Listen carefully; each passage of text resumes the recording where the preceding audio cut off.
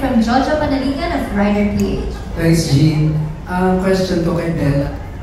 Yes, hello po. Hi, Bella. Hello. Kanina sinabi ni JC na meron sa character niya na as JC, he doesn't agree with, pero kailangan niyang makisimpatya to do the role well. Ikaw din ba may ganun ka kay Stella?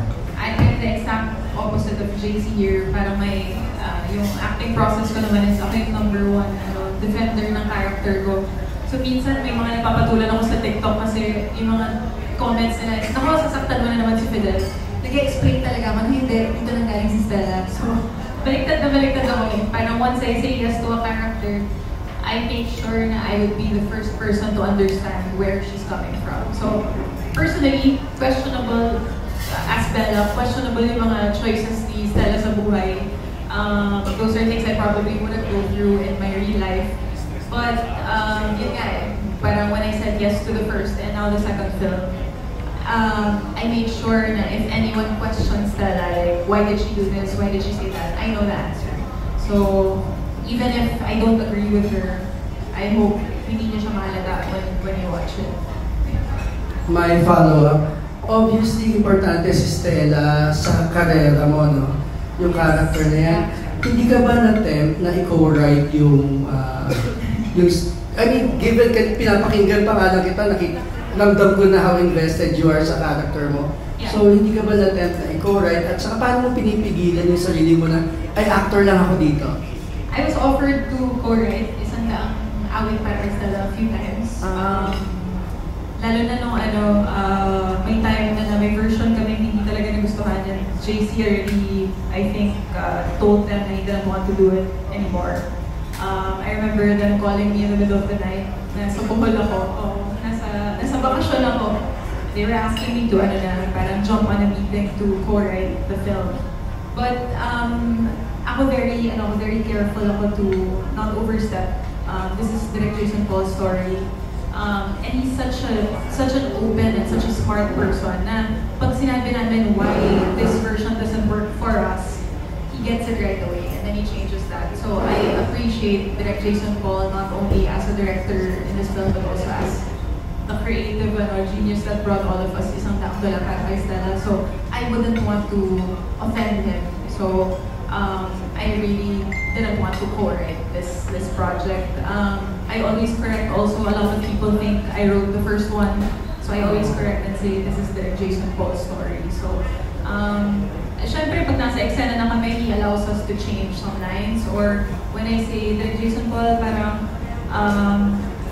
bilang babae. Kasi syempre iba yung perspective din ng lalaki at babae. Bilang babae, hindi ito gagawin ng isang babae. He graciously accepts that. So I only go that far, like how far an actor can go. So yun. If I get the chance one day kung magkaka-third film pa to, I might say yes kung iba pa co-write nila, but not for this film. Sorry, how would you have felt if someone else had done Stella? Oh, I would have been really mad. Kung iba na yung gumawa ng character yung Stella. So I don't think anyone else can do it better than you. Thank you. That's very kind. Thank you. Hindi naman kasi dapat kami yung gagawa ng isang daang tula, diba? This was a project for two different actors. So, binigay ito sa amin parang last minute na lang kami, pairing na baka mag-work si Bella and JC. I think we're here because we're meant to be Fidel and Stella, and I love Stella so much, the film and also the character. Like you said, I think it put me on the map as an actress. I think people started taking me more seriously as an actress after Isang Daang Tula para kay Stella, not just as a working actor, but an actor who can bring, I guess, money in. So I got trusted with better roles after this. So I'm not gonna let anyone else play Stella if I have the last say. So yeah. Thanks, Jean. Thank you. Thank you. Thank you. That was Jojo Panaligan of Rider PH. Up next, we have CJ Buano. CJ Says Vlog. So, hi guys. Good afternoon. And isa ako sa mga umiyak nung Isang Daang Tula. Sorry po. Sakit din. Ngayon naman, paano nyo ipapakilala si Fidel at Stella sa mga Gen Z? Kasi yung mga Gen Z, di ba? medyo manil na. So, paano nyo sila ipapakilala right now? Stella, ikaw muna. Tumingin ako kay JC kasi paano ba ipakilala isang tao sa Gen Z? Hirap ng tanong.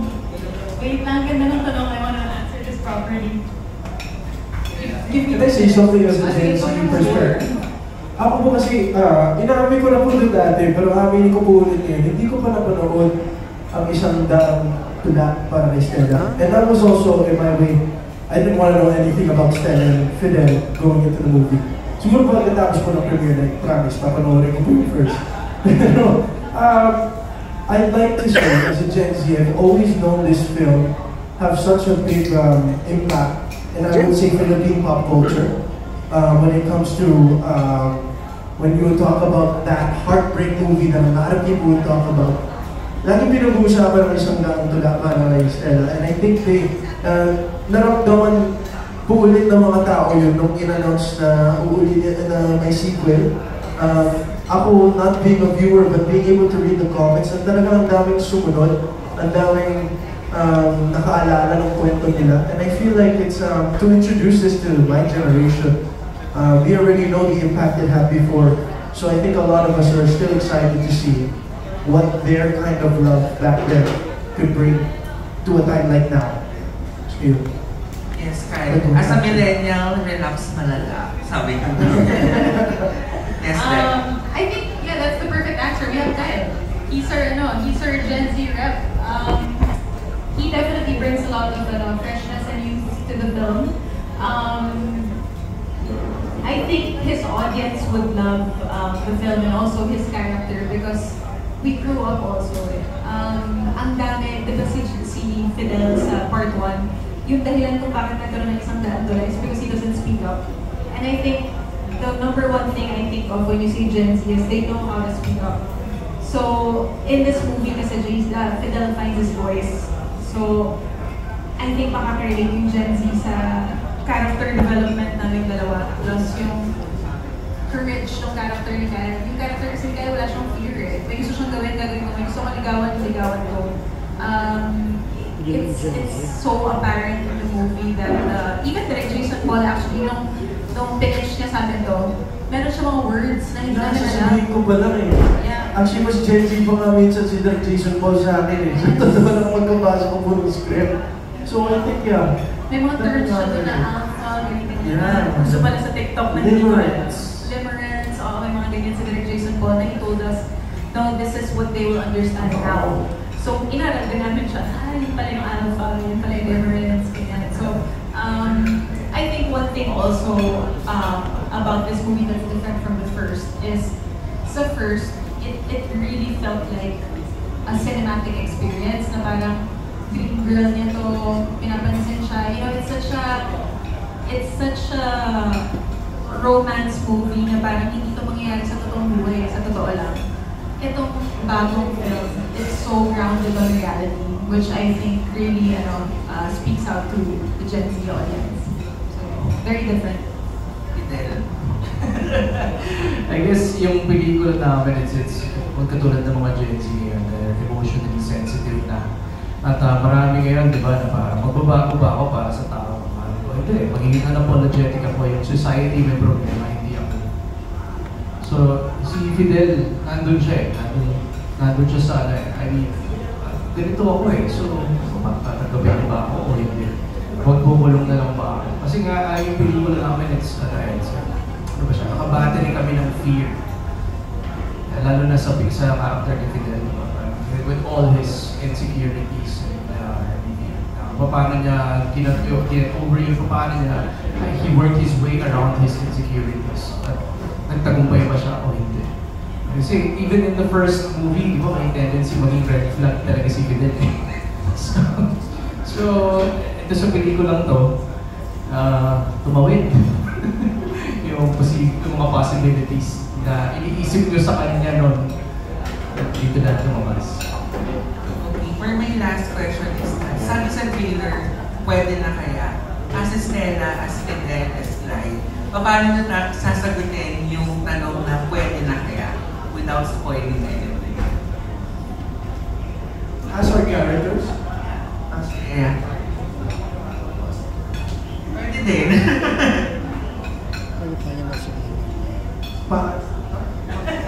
Pwede na kaya. Pwede na kaya. Kailan namin masasabi pwede na kaya? Paano mo daw sasagutin yung question na pwede na kaya as Clyde? As Clyde. Okay na muna. Kasi this time. Pasok ako sa 3-word rule. First na lahat. Kaya, pwede na. Yeah.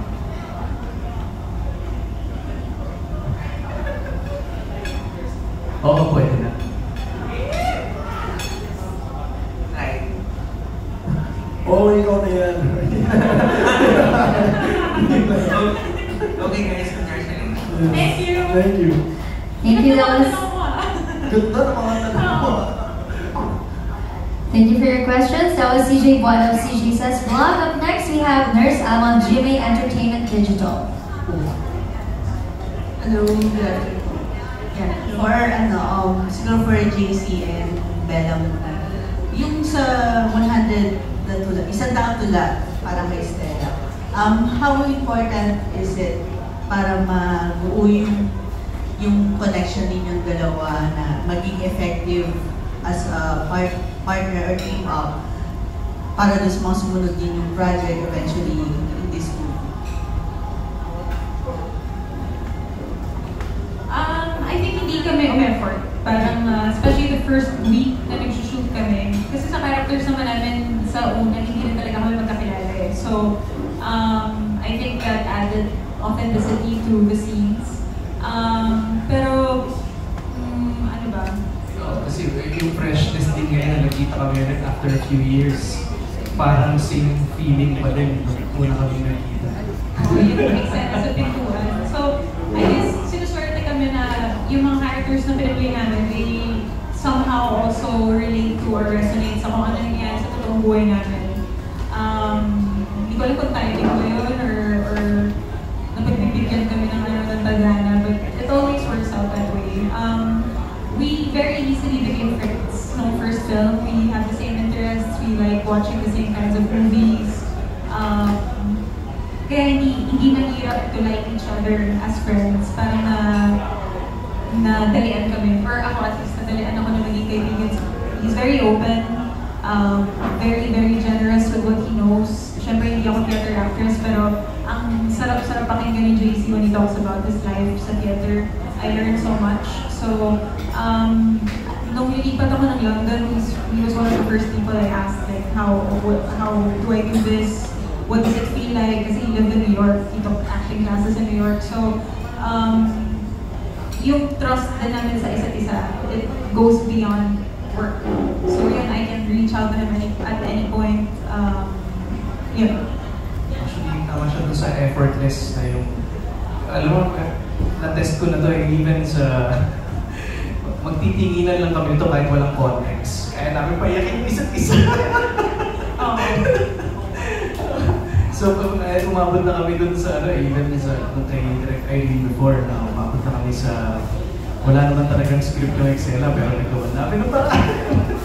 So, meron na kami ganun na gusto namin talagang magkwento, at gusto namin i-share yung kwento, at gusto namin makaramdam yung taong nanonood. That's I think, the common ground. I think also, I personally felt, lucky charm ko to eh. Parang, since I met JC, all my films worked. Nagsunod-sunod, kahit hindi siya yung katrabaho ko, nabigyan niya ng swerte yung buhay ko. Grabe naman! Penny naman lang! Uy, hindi wala pa akong bonus. Pero seriously, Isang Taong Tula really was my first hit film. And I can't even say it was my first hit film, it's our first hit film. So, wherever I went after that, kung sino man makatrabaho ko, he gave me the confidence na your movies work out. So, for that, yun, I'm always grateful to JC. I always look forward to working with him. Kahit sino makita namin, lagi kami hinahanap eh. Kaya rin yung susunod ng movie namin. So I guess lagi kami hinahanap. Ito din, sa gas station, tanong sa'yo, ba't mo sinaktan si Fidel? Kuya, 8 years na yun. Move on.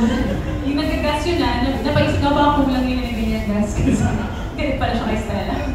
Ikaw, JC, matuturing mo rin bang Lucky Charms? Oh, it's actually the same thing. That was also my first hit film in the mainstream. Yun din po yung nagbigay na sa akin sa mga susunod na projects. So, swerte din namin talaga yung isa't isa. So, lagi naman, may pelikula kami, lagi may nanonood at meron talagang following yung tandem. So, I guess, also my And for my last question, kasi na-mention nyo na may mga isagti kayo dun sa mga traits ng respective characters dito. Without spoiling anything, kung meron kayong message for them, siguro pati na rin kay Kyle, ano yung masasabi niyo sa mga characters niyo? Mensahe mo. Sabihin ko kay Fidel, gear up, there's more. Yeah. Yan na lang yung masasabi ko. Kay Stella, masasabi ko, proud ako sa'yo na bago ka na. Para rin salamat at pakatotoo ka. Thank you. Thank you. Thank you. That was Nurse Alma of GMA Entertainment Digital. Up next, we have Alan Sancon of Stars Philippines.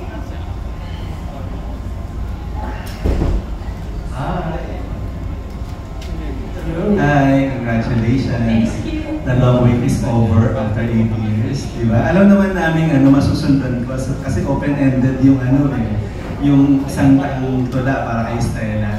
Pero this time, kay Bella, kasi parang this is love triangle between Kyle and si JC. How do you describe yung romantic scenes or eksena mo dun sa dalawa? Una kay JC, second kay Kyle. Not spoiling anything. Yeah. Yung scenes ni Stella kay Fidel, exciting. Kasi ngayon lang sila nagkita ulit eh. So, si Stella medyo very siya teasing kay Fidel, diba? Mahilig niyang guluhin yung buhay at yung utak ni Fidel. So, ganun ko siya ginawa ulit ng umpisa. So, obviously may differences, may maturity, but ako na-excite ako sa yung the day after na nakita ko for the first time. Ang sarap ang sarap takutin ni Fidel. So, it's a fun kind of love, I feel, but also very deep. So, yung balik naman ni Fidel sa kanya yung aabangan niyo dito. So, yun. Sa character ni Clyde, genuinely speaking, I didn't know how to do my scenes with Kyle kasi we have an age difference. I didn't know how I could relate to someone his age for Stella. So I think I just allowed the scenes to flow. Parang hinayaan ko muna na mag-play out yung eksena. Tapos doon ko iniisip yung ano gagawin ni Stella sa situation na to. So our scenes are very organic. That's how I would describe it. Kasi I would literally wait for the scene to play out. So yung love story na nila, I think is that it's more go with the flow. So yun po. I think meron din yung audience dito na, uy, okay naman sila. Ay, hindi okay sila. Ay, hindi okay sila. Mahihirapan yung audience. So yun yung abangan, di ba? What does he direct Paul to answer the question? Maybe Bella will answer it also. Follow up lang, no? Talaga bang ginawang yung third party or third character yung kay Clyde mas bata compared dun sa kay AC niyo? Bakit siya yung napili? Parang No, actually walang age si Clyde's script. It could have been an older actor, but si Kyle was handpicked by our producers. Management decision. So, management decision. So, and I'm very happy that they ended up with Kyle. Kasi nga, like your question earlier, CJ, we have Gen Z audience now that we need to also relate to. So he's bringing that to the film. He also makes the film more light and more youthful. So, hindi ko na alam kung katulad ng sagot ko kanina sa question before this. I don't know if it was timing or napagbigyan kami ng tadhana this time, but casting even if yun, may questions siguro ako if I had nung mga eksena namin, na shocks, paano ko gagawin to? Pero si Kyle kasi as a person, not as Clyde, is also very mature. He knows how to communicate with different kinds of people. So, yun. Maybe because she's gising, di ba? Kasi may time na kumakanta siya doon yan, di ba? Yes. Yung last question ko, actually, this is a phone-in question. Tanong ko lang rin, sabi niyo nga, yung isang daang awit, isang daang tula, kayo naman yung gumawang character. Pero sabi mo dapat papalitan na yung character mo, di ba, Bella? Pero what do you think, bakit binigay pa rin ng Viva sa inyo itong isang daang tula? Pwede nung ibigay sa ibang tao. Especially kay Clyde din, bakit kaya ikaw yung napili ng Viva to be part nitong 100, isang daang tula para kay Stella?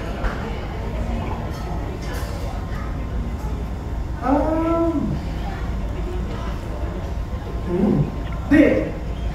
Tulad ko na sinabi ko po kanina, napatanong po talaga ako, bakit nga? Bakit talaga ako? But when it comes to acting, I think one thing that's the beauty of our job is you get to be put in shoes you never thought you'd ever be able to fill. I don't know, I'm older than, in this, as Clyde, he's older than I am as a person, as Kyle. Pero hindi naman kailangan pag-usapan yun sa script. I think when it came to choosing me to play Clyde, pinakasanabi po sa akin kasi they were also very excited for me to sing throughout this whole film. And I have a lot of different songs, and I think maglalabas din kami ng mga soundtrack. Parte po ng paglabas po ng movie ay maglalabas din po ng mga kanta na nirecord ko po para sa movie din. So I guess parte na rin po na kaya ko pong kumanta at actor na rin po ako. But for the most part, pinaramdam lang po sa akin is may importansya itong character ko na to, and I have to do a good job. So, yun, masaya po ako. And I just want to say thank you kay Viva Films, my first project under them, but thank you for thinking about me for this project. Yun po.